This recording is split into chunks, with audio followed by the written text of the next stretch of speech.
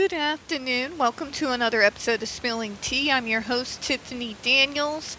We'll get to the JRC in a moment. First, brief disclaimer. If you're unfamiliar with the Stop the Shocks campaign, pertinent links will be able to be found in the description box. Should you like to do a deep dive, you should be able to go ahead and do so. Trigger warning, this channel is marked not for kids for a reason. I do use profanity. And when we talk about places like the Judge Rotenberg Educational Center, you're going to hear vivid descriptions of and catch clips or surveillance footage of people with mental health issues and disabled people being tortured and abused. So if you have kids who watch this channel that are 16 and younger, parental supervision very much advised, alright? Alright, let's see what Mark has to say. He says, I want IACC to require that all grant proposals must be under the authority of an IRB for which at least 50% of the board members must openly identify as autistic. Now people are like, but DEI.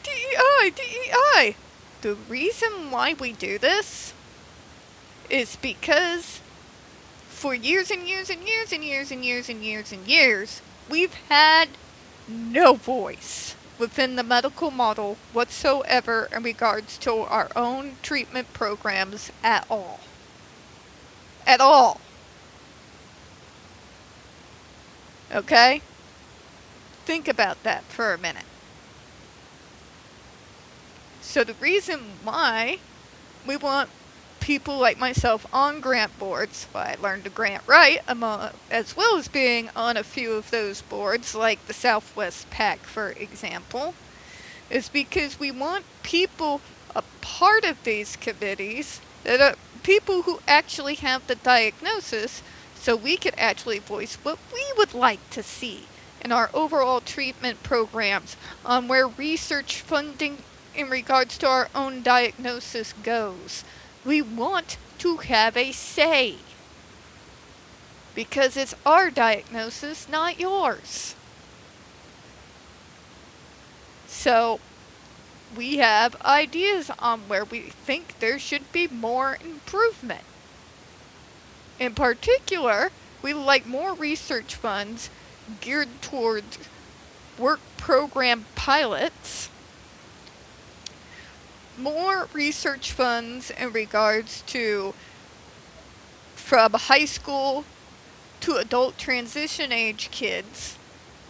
We want to see more research put towards programs and helping to deal with the issues that come up as adult autistics. So that is why that has been such a push, and why it continues to be a push, and it's one I put myself behind 100%. It's not about equity and inclusion, it's my damn diagnosis. And I care about my brothers and sisters who share my diagnosis.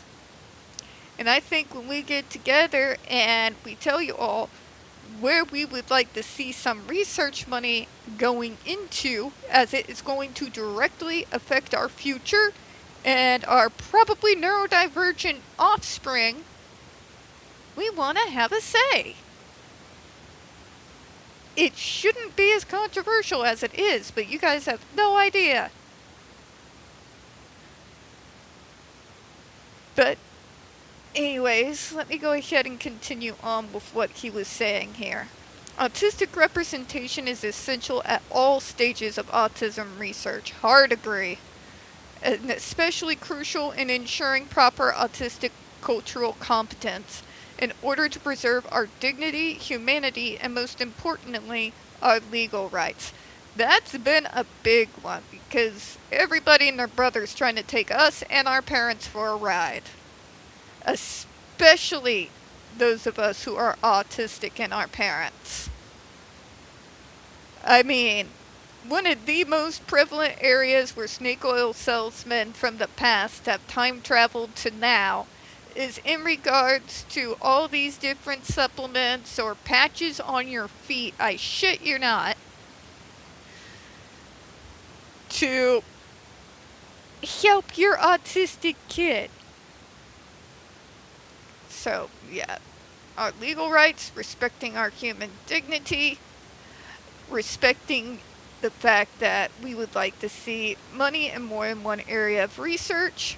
We want people to stop taking us for legal rides where we get forced into a place where our rights are not respected at all, like the JRC with no recourse. Yeah, that. We need a group of autistic lawyers to just get together, start a firm, and focus directly on that exact sort of thing. In particular, those who are vulnerable, but we got the parental consent, but you're being tortured. There should be some legal recourse that those kids would be able to have access to. I would love to see something like that. Past funding has primarily been in context of curing or erasing autistic life and autistic culture, as well as painting us as the problem and the cause of all our parents' issues. Can't forget that part. Do I sound bitter? I'm not sorry. It's how some people act. Viewing our divergence as pathological. Thus far, IACC's spirit of collaboration has been woefully insufficient to uphold our legal rights or our human dignity with any research or advocacy circles other than those which are autistic run. Yeah. There's a reason why we want to be a part of the research and part of these grant boards.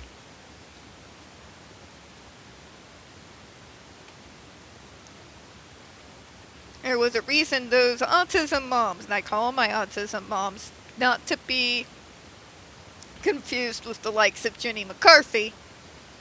These were the women who got me into advocacy and fighting for myself and people like me in the first place.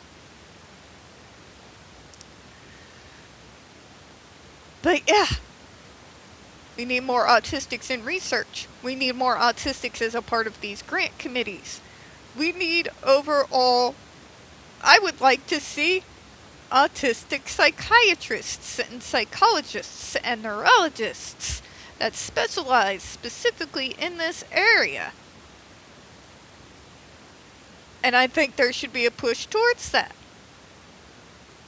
But anyway, let's see what Miss Nina has to say here. It says, I would like the ACC to prioritize research on inclusion initiatives in education at all school levels from pre-K to higher education.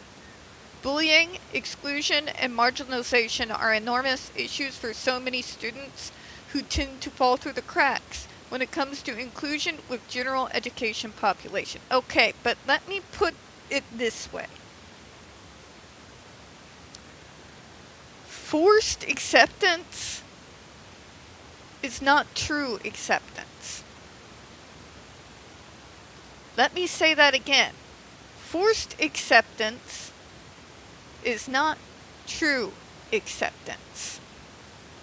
When you target a specific student out, even when you're doing it with the best of intentions, all it's going to do is those kids are going to behave and be perfect angels when the adult's in the room. When the adult is out of that room, all the resentment, misplaced yes, but all that resentment and anger for having been caught being bullies is going to be thrust onto you. So, in actuality, even with the best intentions, you've managed to even further other me from the rest of the students. And you've painted a target on my back unintentionally. And now those kids have it out for me. Okay? You can't force it. But if we bring it into it, you gotta be tricky. That's my advice. You gotta be tricky. It cannot be forced. You cannot specifically say, but she's autistic, because it doesn't work. Gotta do it without drawing attention to it. small little moments at a time. There's no need for a classroom announcement. Inclusion doesn't need a bullhorn. It needs a gentle hand. Let me say that again. Acceptance doesn't need a bullhorn. Integration doesn't need a bullhorn. It needs a gentle guiding hand. People resent the bullhorn. They remember the gentle hand for the rest of their lives. So, I'm going to finish reading it. The results are significant mental health issues, increased rates of suicide, isolation, and on. I also hope that more work will be done on the harm of ABA misuse and overuse for individuals ages with ASD1. ABA, period, we're going to go through at some point with a fine-tooth comb. But I want to get the most updated handbook on it first.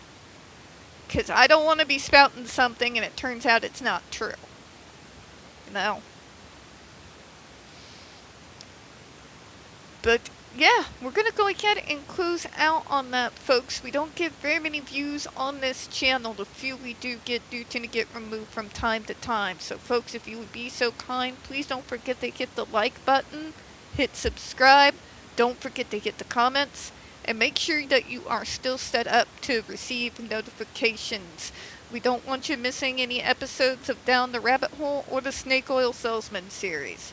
I do appreciate your time, and as always, folks, we here at Spilling Tea do hope you have a good one. We'll see you all next time. Bye-bye now.